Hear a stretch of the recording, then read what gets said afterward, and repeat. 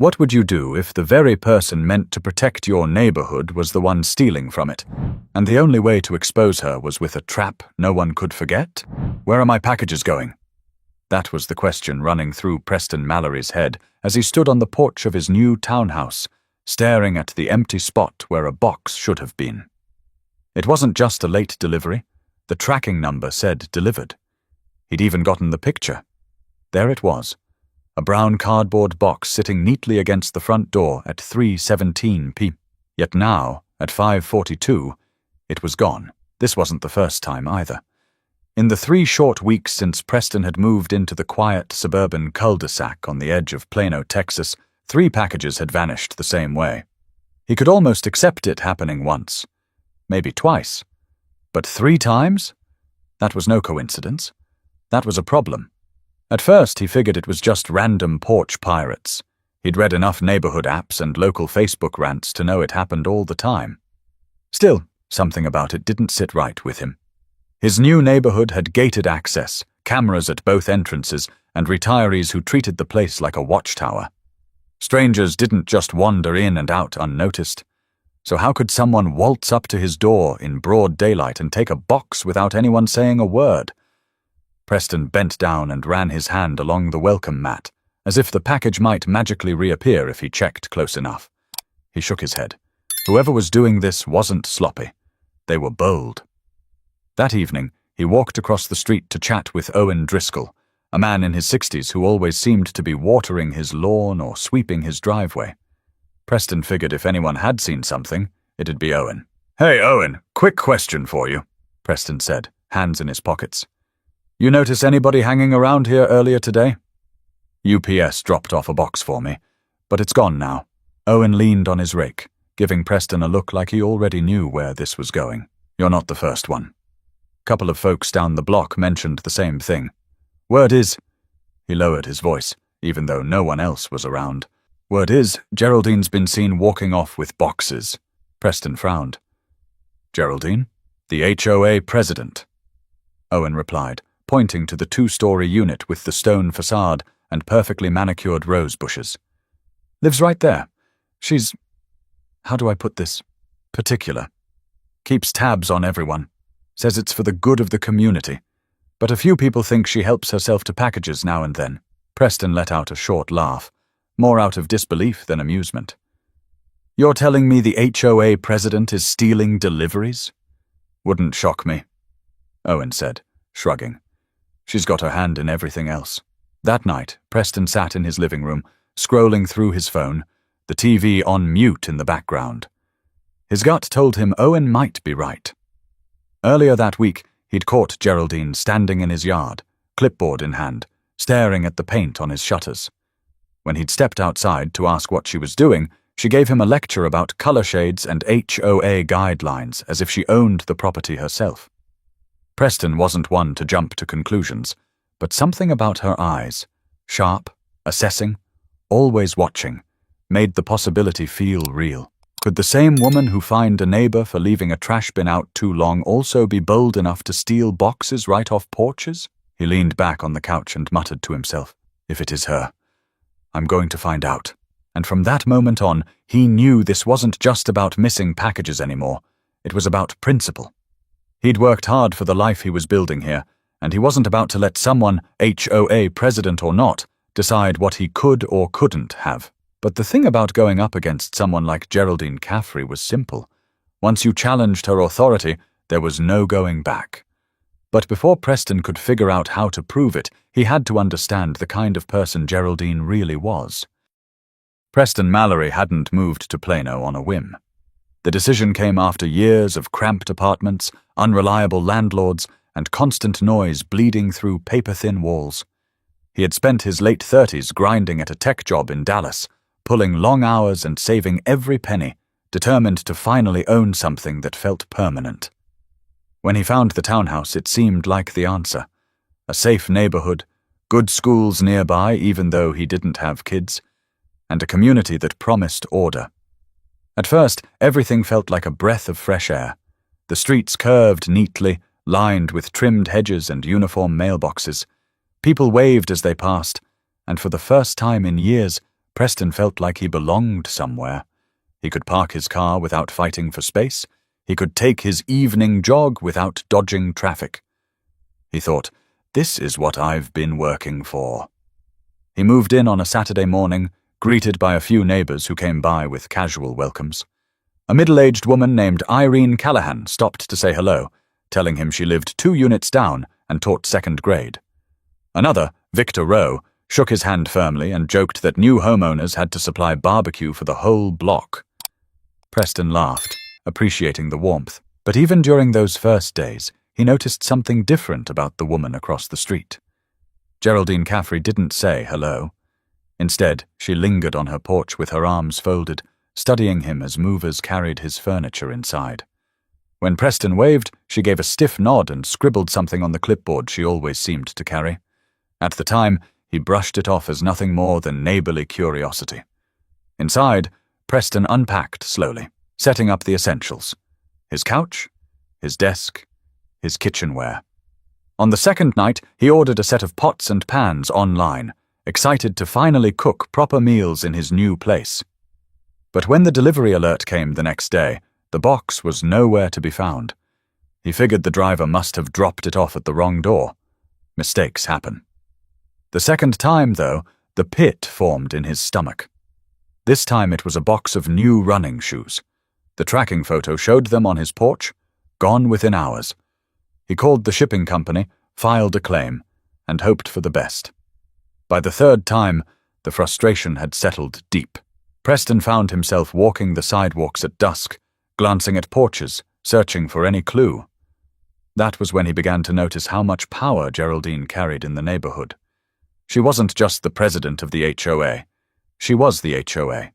Residents mentioned her name constantly, the way she dictated lawn heights, the way she sent emails about which holiday decorations were acceptable, the way she fined a retired couple for planting tomatoes instead of approved shrubs. She's not all bad, Irene Callahan told him one evening as they chatted in front of their driveways. She does keep things looking nice. But she can go too far. Preston tilted his head. Too far how? Irene hesitated, glancing toward Geraldine's house. Let's just say she doesn't think the rules apply to her the same way they do to everyone else. That vague answer stuck with him. The more Preston looked around, the more he saw signs of Geraldine's control. Her roses always bloomed perfectly, her siding always spotless, her driveway polished like it was on display. But beneath the perfection, there was something off. A few neighbors seemed nervous to even mention her name, as if saying the wrong thing might bring consequences. Still, Preston tried to stay positive. He decorated his living room with framed photos of hiking trips in Colorado, bought a grill for weekend cookouts, and invited a couple of co-workers over to see the new place. He wanted this chapter of his life to feel good. Yet every time he thought about the missing packages, that optimism dimmed. He couldn't shake the image of Geraldine standing with her clipboard, watching. He started paying attention to small details, the way she timed her walks around the block, the way she seemed to know exactly when delivery trucks came through, the way she sometimes parked her SUV halfway down the street instead of in her own driveway, as if trying to blend in. One afternoon, Preston spotted her bending over a neighbor's porch, fussing with a box of gardening supplies. She stood up quickly when she realized he was watching. She smiled thinly, waved her pen, and said, "Just making sure it wasn't left out in the open too long. We have to protect our community." Mr. Mallory Preston forced a polite smile back. But inside, the suspicion grew heavier. Protect the community? Or protect herself? He didn't have proof yet. Just whispers, instincts, and a string of vanished boxes. But the more he learned about Geraldine, the clearer it became. She was not the kind of neighbor who would let things slide, and she was not someone who liked being challenged. But if Preston was right about her, he was already on her radar, and that meant things were only going to get more complicated. If you asked 10 people on Preston's block about Geraldine Caffrey, you'd likely get 10 different answers, but they'd all carry the same nervous undertone. To some, she was the woman who kept the neighborhood spotless, always reminding people of deadlines for pressure washing or repainting shutters. To others, she was a bully with a pen and clipboard, writing fines with a zeal that felt personal. Preston learned more about her over cups of coffee with neighbors and casual chats at the mailbox. Geraldine had lived in the community for over a decade, and in that time she had carved out an image of authority. She was in her early 60s, with sharp features and a wardrobe full of pressed blouses and loafers. Everything about her screamed control, from the way she corrected people when they mispronounced her last name to how she dictated where holiday lights should be hung. One Saturday morning, Preston saw her in action. He was trimming his hedges when Geraldine walked briskly down the street, clipboard in hand, stopping at a townhouse 3 doors down. A young couple, Alex and Marissa Blanton, had just moved in with their toddler. Geraldine didn't knock politely. She rapped on the door 3 times, firm enough to echo. When Marissa answered, Geraldine wasted no time. "Your trash cans are still at the curb," she said, her tone clipped. "According to the HOA bylaws, they must be brought in by 8 a.m. sharp. This is your first warning." Marissa stammered. "Oh, sorry, I'll bring them in right now." "See that you do," Geraldine replied, jotting something down on her clipboard before striding off. Preston felt his jaw tighten. The whole scene lasted less than a minute, but it told him everything he needed to know. Geraldine enjoyed the power. She wasn't just enforcing rules, she was asserting dominance. Later that day, Preston ran into Alex in the parking lot. Alex shook his head. "She's unbelievable, man. We've been here a week, and already she's threatening us with fines. I told Marissa not to worry, but it's stressful, you know?" Preston nodded. "She's intense. Has she ever done anything worse than that?" Alex lowered his voice. "Between you and me, some folks say she takes things, packages mostly, but nobody wants to push it because she controls the fines. You cross her, and suddenly you're paying for things you didn't even know were violations." The rumor was spreading, and Preston could feel the pieces sliding into place. Still, he didn't want to jump to conclusions without seeing something himself. That chance came sooner than expected. One evening, he was out on his porch when the FedEx truck pulled up. The driver placed a medium-sized box at his door. Preston stayed put, sipping his coffee, pretending to scroll on his phone. 15 minutes later, Geraldine strolled past, clipboard tucked under her arm. She didn't look at him directly, but she slowed down just enough to glance at the package. "Evening, mister." "Mallory," she said. "Evening," Preston replied, forcing a friendly tone. Her eyes flicked to the box again. "Be careful with deliveries. We've had issues with theft in this community. Best not to leave things unattended." With that, she walked away, her loafers clicking against the pavement. Preston's grip tightened on his coffee cup. There was no theft problem, except the one possibly standing in front of him. The next morning, he decided to test her indirectly. He spoke with Irene Callahan again, this time with a little more urgency. "Irene, can I ask you something straight up? Do you think Geraldine takes people's packages?" Irene hesitated, then sighed. "I can't prove anything, but I've lost a few. And once, I saw her carrying a box into her garage that I'm sure wasn't hers. When I asked, she said she was keeping it safe until the owner came to claim it. Funny thing is, I never got mine back." Preston exhaled slowly. "So, you think she's been doing this for a while?" "Let's just say she knows how to cover her tracks," Irene answered. By now, Preston's suspicions had hardened into conviction. He was dealing with more than a nosy HOA president. Geraldine had found a way to use her authority as a shield, making it hard for anyone to accuse her without fear of retaliation. But Preston wasn't wired to let things slide. He'd worked too hard for this life, too hard to finally own a place of his own, only to let someone like Geraldine treat him like a pawn in her little kingdom. He was done playing polite, but before he could confront her, he had to try the official route: complaints, reports, and a fair shot at justice. The more Preston thought about it, the more it gnawed at him.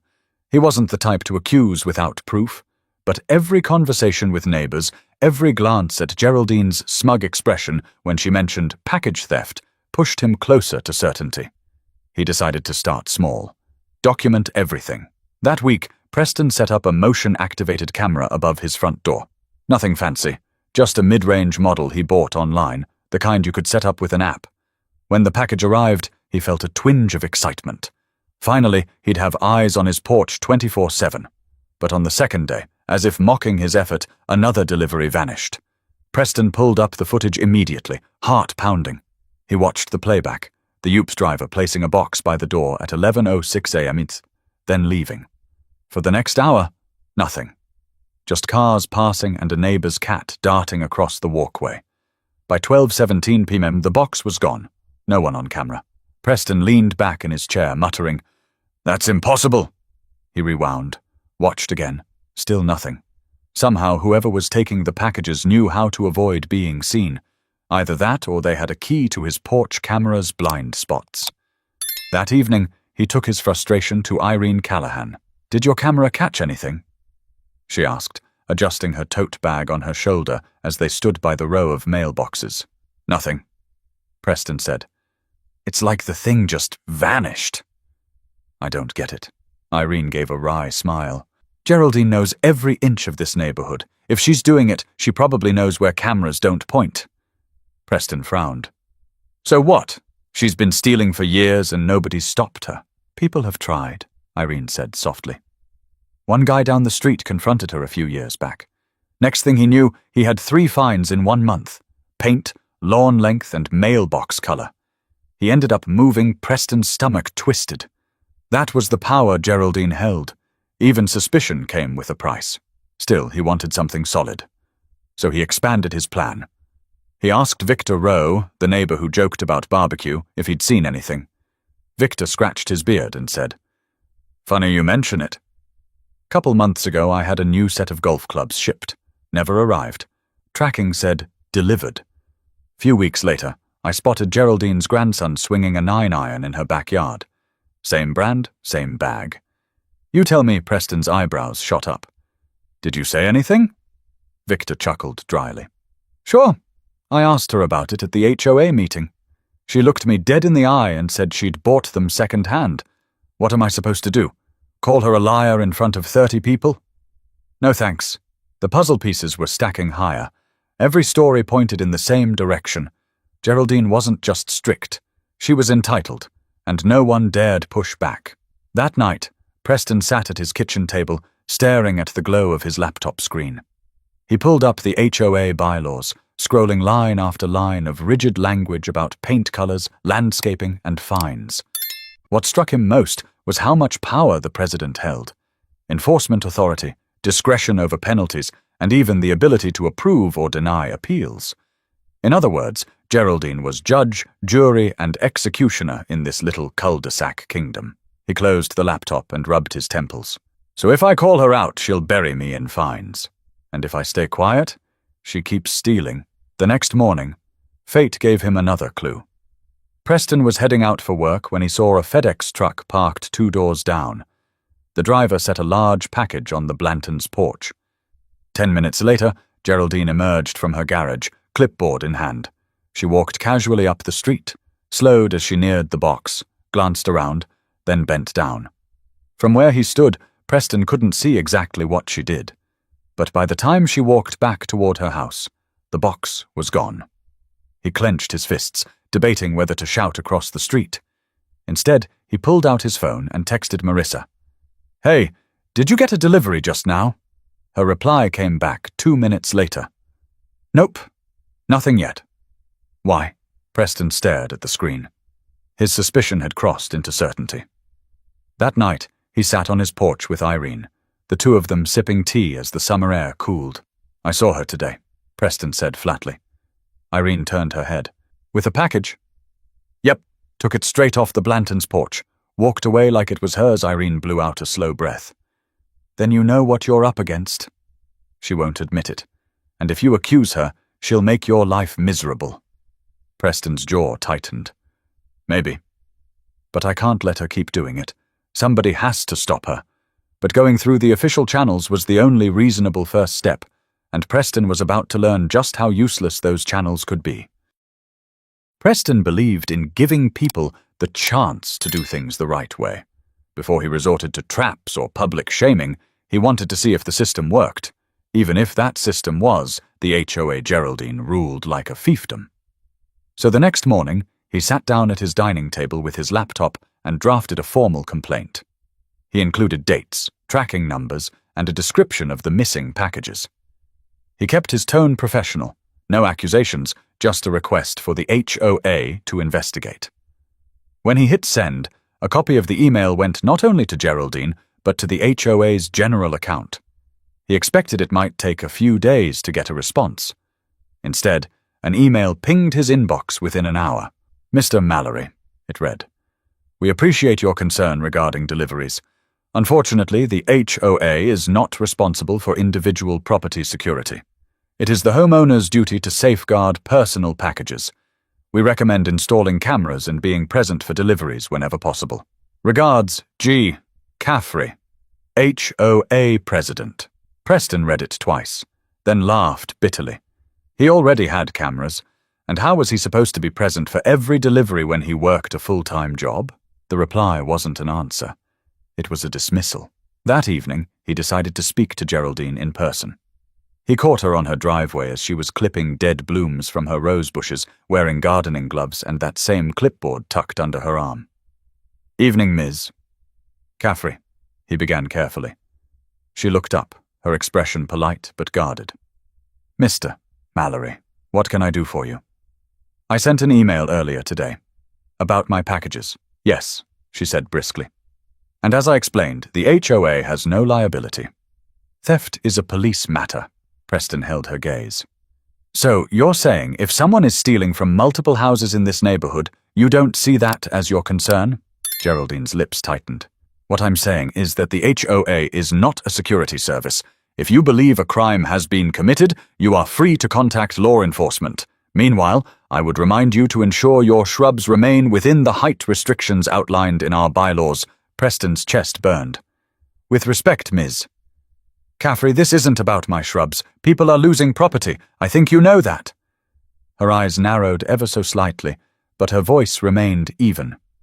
"I would be careful about making insinuations without evidence, Mr. Mallory. False accusations against neighbors can themselves be considered a violation of our community standards." It was a warning cloaked in formality. Preston forced a smile, though his jaw ached. "I'm not making accusations. I'm asking for accountability. Surely that's in everyone's interest." Geraldine turned back to her roses. "Enjoy your evening." That was the end of the conversation. Preston stormed back inside, pacing his living room. She hadn't denied anything. She hadn't even acted surprised. Instead, she'd deflected and thrown in a threat. He knew then that going through official HOA channels was pointless. She controlled them. The next day, he called the non-emergency police line. An officer came by, took a report, and listened patiently as Preston explained the string of missing packages. The officer nodded, scribbling notes. "Problem is," the officer said finally, "without footage or a witness, we can't pin it on anyone. We'll add it to our records, but porch theft cases are hard to prosecute unless we catch someone in the act." Preston pressed. "Even if multiple neighbors say the same person is involved?" "Even then," the officer replied. "We need concrete proof. My advice? Set up a decoy package. Sometimes that works." Preston raised an eyebrow. "A decoy?" The officer shrugged. "Something you don't mind losing. Could even be empty. Thieves don't usually check before grabbing. Catch it on camera, then we've got something to go on." That idea stuck with him. He thanked the officer and closed the door, his mind racing. Later that week, at the monthly HOA meeting in the community center, Preston sat near the back as Geraldine ran through agenda items with her usual clipped authority. She lectured about landscaping violations, parking rules, and dues payments. Not once did she mention the rash of missing packages. When a resident timidly asked if security cameras could be added at the entrances, Geraldine dismissed it as unnecessary expenditure. Preston's patience wore thin. He raised his hand. "Miss Caffrey, shouldn't we at least address the theft issue? Several of us have lost deliveries." The room grew quiet. Geraldine's eyes found his. "As I've explained, theft is not within HOA jurisdiction. If you have personal concerns, I suggest you contact the appropriate authorities." A murmur rippled through the residents. Some looked at Preston with sympathy, others with discomfort, but no one spoke up.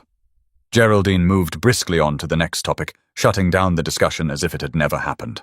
Preston sat back, his fists clenched beneath the table. That was it. No more complaints, no more polite requests. She wasn't going to help because she was the problem. If he wanted justice, he'd have to make it himself. But before he could act, he needed a plan, and the officer's advice about a decoy package gave him exactly the idea he was looking for. Preston sat at his kitchen table late into the night, the glow from his laptop reflecting off half-empty coffee mugs and the unopened mail stacked by the salt shaker. The officer's words replayed in his head. Set up a decoy package. At first it sounded too simple, but the more he thought about it, the more it felt like the only way forward. Geraldine wasn't going to stop unless she got caught red-handed. He leaned back, staring at the ceiling. An empty box wouldn't do. If she took it and tossed it, he'd lose his one shot at proof.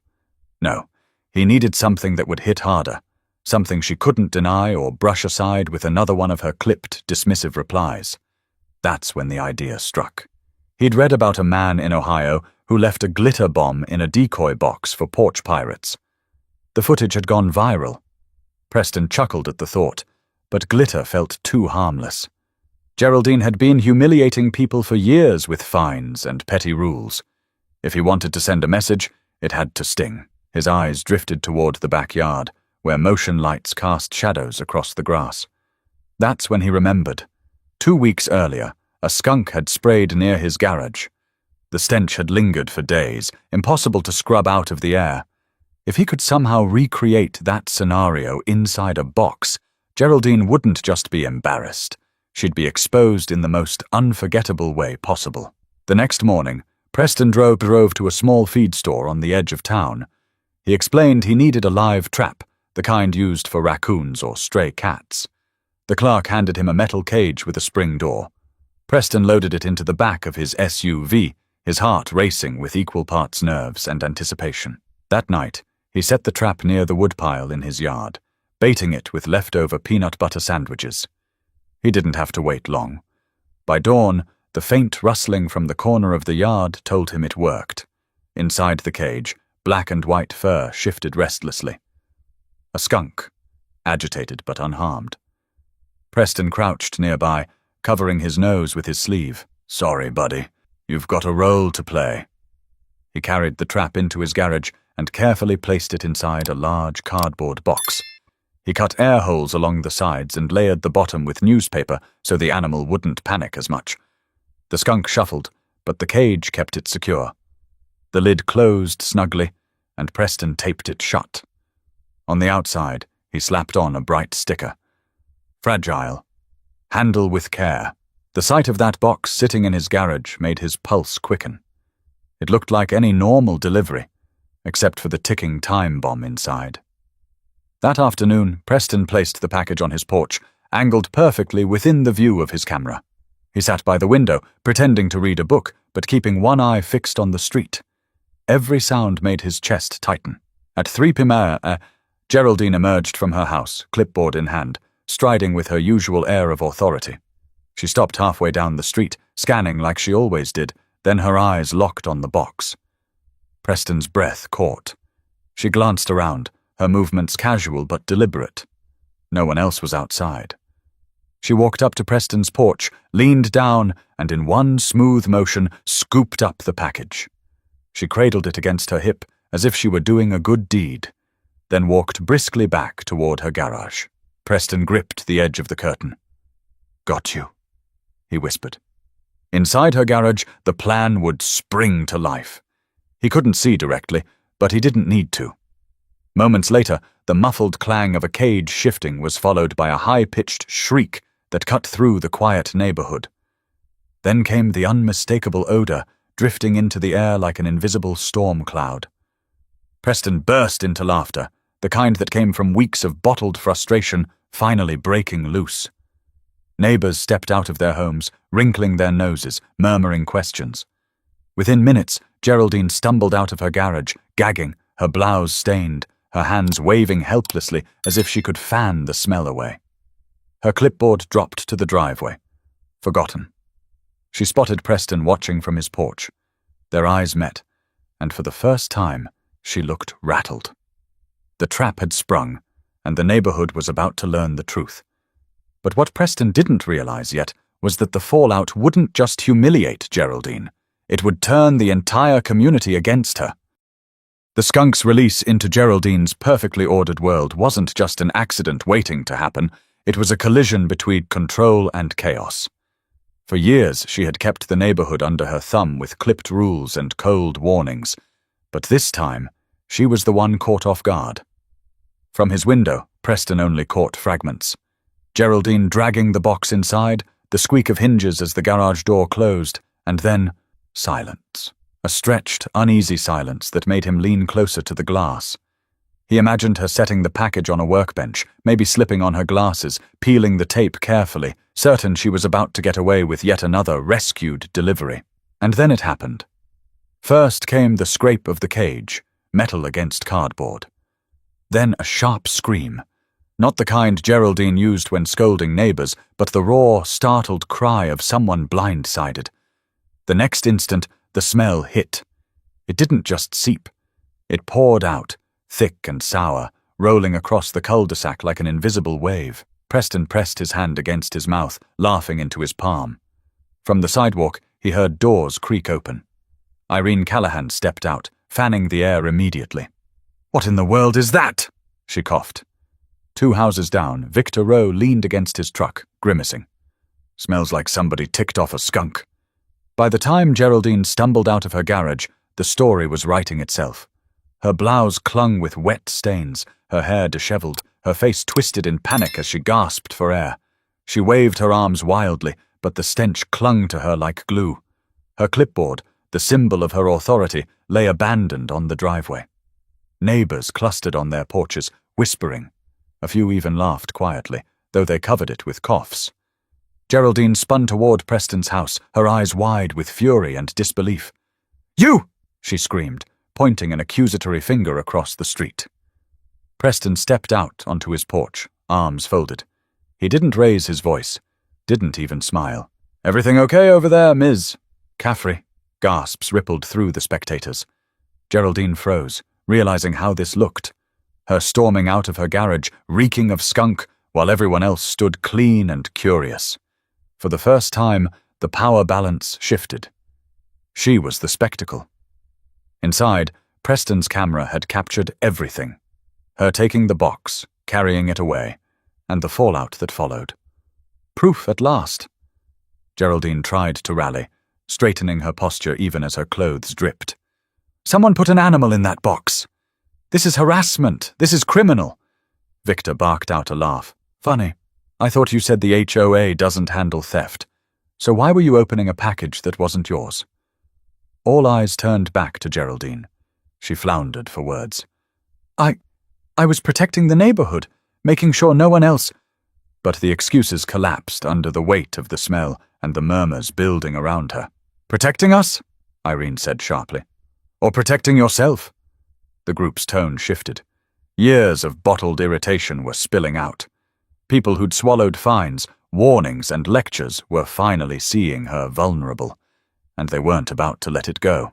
Preston held back, letting the scene unfold. This wasn't about him anymore. It was about the community finally seeing Geraldine for who she really was. He only spoke when the silence grew long enough for his voice to land. "Seems to me," he said evenly, "if you weren't taking packages that don't belong to you, you wouldn't have had that problem." The words lingered. Geraldine's face turned crimson, though whether from anger or embarrassment, no one could tell. She turned on her heel, retreating into her house as fast as she could, slamming the door behind her. The neighborhood was left with the stench, yes, but also with a new awareness. They had all suspected. Now they'd seen. Preston closed his door and leaned against it, his laughter finally spilling free. But beneath the humor, he felt something stronger. Relief. Weeks of doubt, whispers and dismissal were finally over. He wasn't crazy. He wasn't paranoid. She was guilty, and the truth had clawed its way into the open. Still, he knew Geraldine wouldn't go down quietly. People like her never did. The question wasn't whether she would fight back. It was how. But before Geraldine could even think about saving face, the neighborhood had already started whispering, and whispers had a way of turning into open rebellion. The smell lingered in the air for hours. Even long after Geraldine had slammed her door shut, the sharp sting of skunk spray drifted across the cul-de-sac, clinging to hedges, cars, and anyone unlucky enough to pass near her garage. Neighbors carried on with their evening routines, but the conversations all circled back to the same subject. Geraldine Caffrey had finally been caught. Preston sat on his porch, arms resting on the rail, listening to the chatter ripple across the block. Irene Callahan walked over with a glass of iced tea in hand, her nose wrinkled. "Well," she said, lowering her voice just enough to keep it between them. "I can't say I'm sorry she got sprayed," Preston smirked. "You saw it."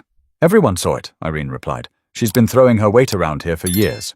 That was the first time she looked like a regular person instead of a dictator with a clipboard. Across the street, Victor Rowe called out, loud enough for half the neighborhood to hear, "Hey, Preston, whatever you ordered sure made an impression." The neighbors nearby chuckled. A few clapped lightly, though they disguised it as casual gestures. But not everyone found it funny. The next morning, Geraldine emerged again, this time wearing rubber gloves and dragging bags of ruined clothes to the curb. Her SUV's trunk hung open, a box of half-used cleaning supplies inside. She scrubbed at the garage floor with industrial cleaner, her face pale, her eyes sunken from a night without sleep. Preston watched from his kitchen window. He expected her to ignore him, to pretend nothing had happened. Instead, she spotted him and shouted across the street, "You think you're clever, Mr. Mallory? You think you've won something?" Preston stepped outside, calm but firm. "I didn't put that package in your garage, Ms. Caffrey. You did. And you did it because you thought it was yours to take." Her hands trembled as she gripped the scrub brush. "You're going to regret this. I'll see to it." The threat hung in the air like the odor she couldn't scrub away. Preston didn't flinch. "You've been making everyone here regret moving in. Maybe it's time you regret something for once." The exchange didn't go unnoticed. A few neighbors poked their heads out, whispering to each other as Geraldine stomped back into her garage, slamming the door hard enough to rattle the siding. Later that week, an emergency HOA meeting was called. Unusual, considering Geraldine typically liked to control the agenda and maintain an air of calm authority. This time, the room buzzed with quiet outrage before the meeting even began. Residents filled the folding chairs, fanning themselves with the paper packets of bylaws Geraldine had printed. She entered last, her face composed, but her posture stiff. Even freshly washed, her clothes still carried a faint trace of the skunk's punishment. She cleared her throat. "Neighbors," she began, her voice crisp. "I've called this meeting to address an incident that occurred on my property. A dangerous animal was deliberately placed inside a package on Mr. Mallory's porch. This was an act of harassment, and I will not tolerate criminal behavior in this community." Murmurs rippled through the room. Preston waited, his palms flat on the table. When she finished, he spoke up. "With respect, Ms. Caffrey, I think the real issue is why you were taking a package that wasn't yours." Her head snapped toward him. "I was safeguarding it. That's my responsibility as HOA president." "Funny," Victor Rowe cut in from the back. "I don't remember electing you as the neighborhood mail clerk." Laughter broke out, thin but sharp, cutting through the tension. Geraldine's cheeks flushed. "This is no laughing matter." This was an attack. Irene raised her hand. "So you're saying you admit to taking the box?" "I was acting in good faith." "No," Preston interrupted. His voice was steady, louder now, carrying across the room. "You were acting in self-interest, and you've been doing it for years. Packages don't just vanish. They don't walk themselves into your garage." The murmurs grew into open agreement. One resident said, "I lost my gardening tools last spring." Another chimed in, "My daughter's birthday gift disappeared." One after another, voices stacked on top of each other, forming a chorus Geraldine couldn't drown out. She raised her hands, but her authority was slipping. For the first time, she looked less like a leader and more like someone cornered. "I will not stand here and be slandered," she barked. Preston leaned forward, locking eyes with her. "No one's slandering you. We're just telling the truth you've tried to bury." The room fell silent for a beat, the weight of his words settling. Geraldine tightened her grip on her clipboard, then dropped it onto the table. The crack echoed, sharp as a gavel. Without another word, she stormed out of the room. The residents sat stunned for a moment, then began whispering furiously. Some laughed, others shook their heads, but all of them knew Geraldine's grip on the neighborhood had been broken. But Preston also knew this wasn't over. People like Geraldine didn't surrender. They schemed, and he needed to be ready for what came next. For the first time in years, the neighborhood felt different. The morning after the emergency meeting, Preston noticed little changes.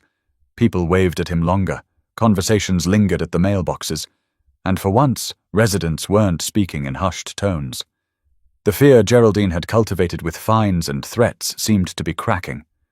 Still, Preston knew Geraldine wouldn't give up without a fight. Sure enough, within days, envelopes started appearing in mailboxes. Each one bore the HOA letterhead and Geraldine's signature at the bottom. Preston's contained a notice about lawn care violations, citing grass that was a quarter-inch too long. He read it twice, laughing bitterly. His yard was immaculate. That evening, Irina walked over, holding her own envelope.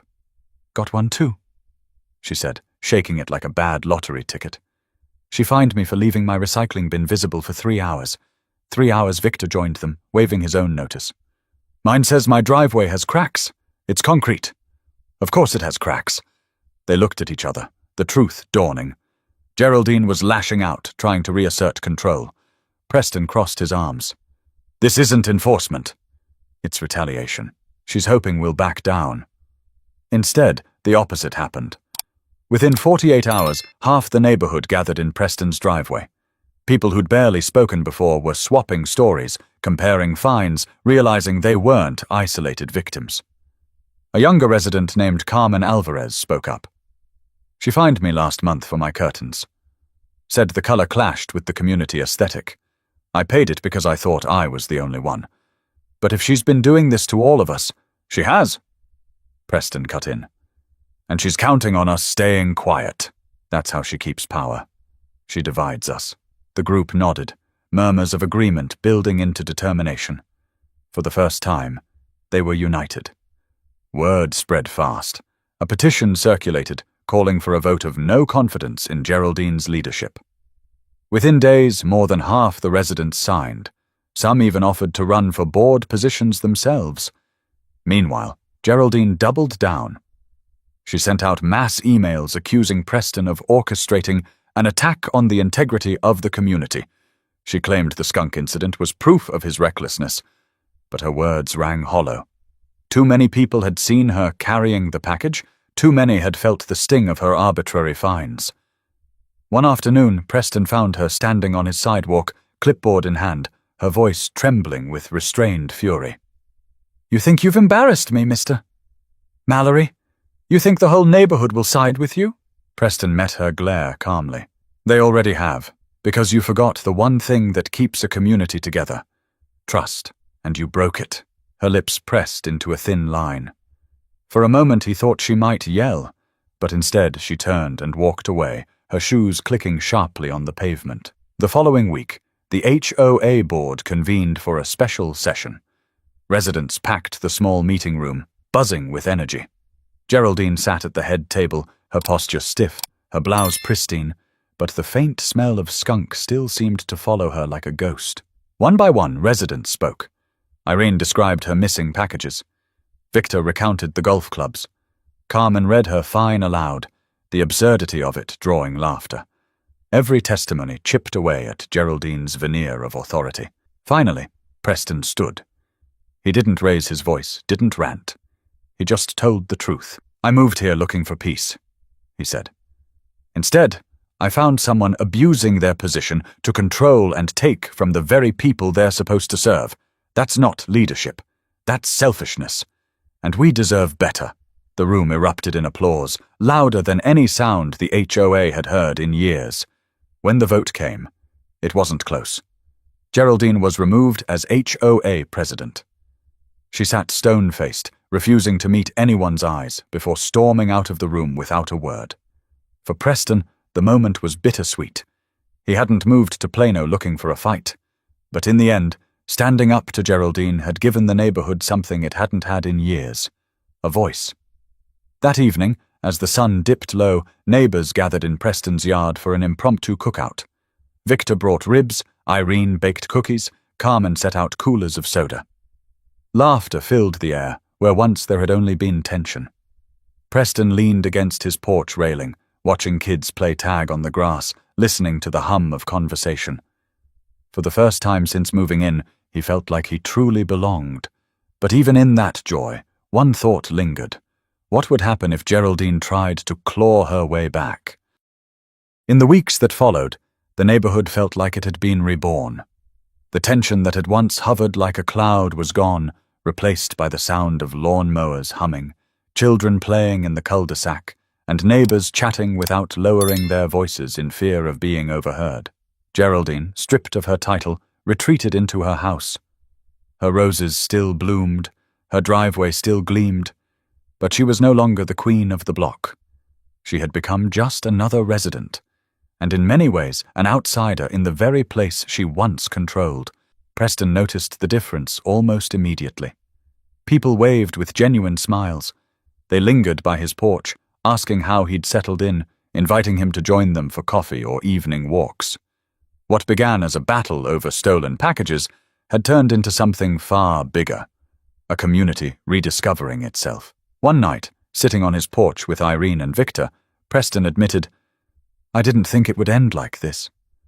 Honestly, I thought she'd bury me in fines until I couldn't take it anymore." Irene sipped her tea and gave a small smile. "That's what she was counting on. But you didn't give in," Victor chuckled, leaning back in his chair. "She ruled with fear. All it took was one person to stand up to her, and suddenly everyone remembered they had voices too." Preston let the words sink in. He hadn't set out to be a leader, but sometimes leadership wasn't about titles or positions. It was about refusing to stay silent when silence was the easy option. Still, he knew the lesson wasn't just about Geraldine. It was about life. There will always be people who try to take more than their share, who hide behind authority or intimidation. And there will always be moments when staying quiet feels safer. But silence gives them power.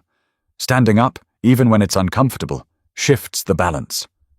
The skunk in the box had been a wild idea, almost reckless. Yet in that absurd moment of chaos, something important happened. Geraldine's mask slipped, her authority crumbled, and the community saw her for who she truly was.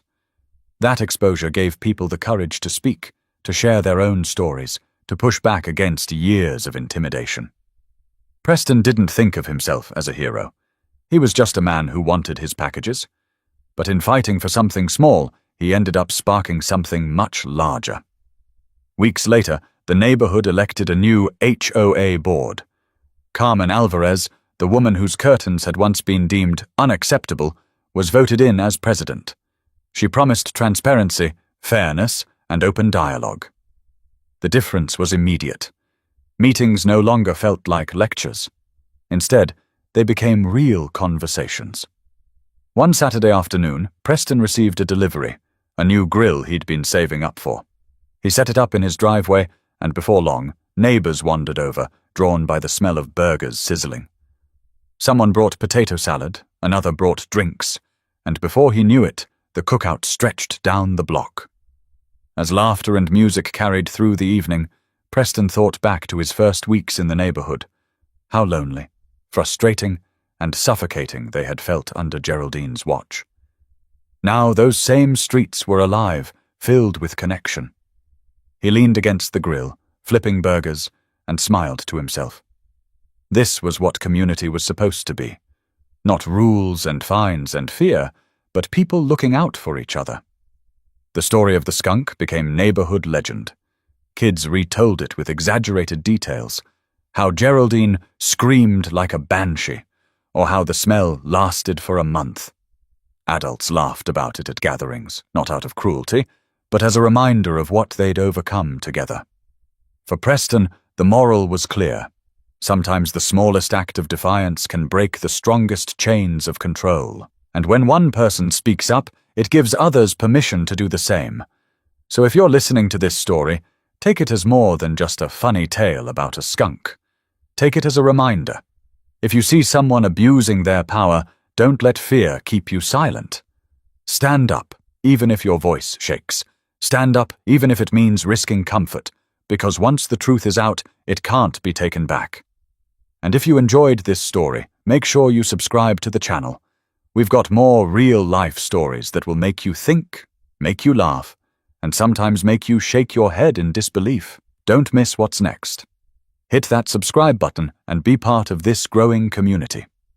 Because in the end, every story, just like every neighborhood, belongs to the people brave enough to tell it.